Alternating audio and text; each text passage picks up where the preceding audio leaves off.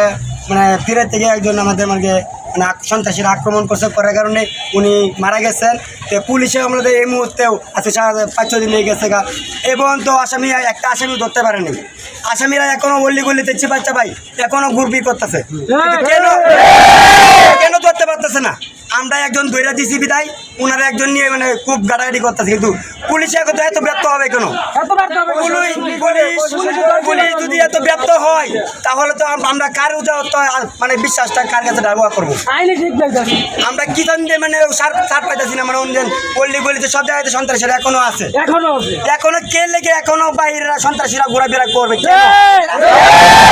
তাদের আস্তানা কোথায়, তাদের কোথায় চলাফেরা, ওরা পুলিশ দেখার দায়িত্ব আমরা কথা বলছিলাম, কিন্তু ওরা কিছুতেই করতে পারছে না। এই জন্য আমরা আজকে এই আন্দোলন রাস্তায় মানে এই জন্য মানববন্ধন করতে পারছি।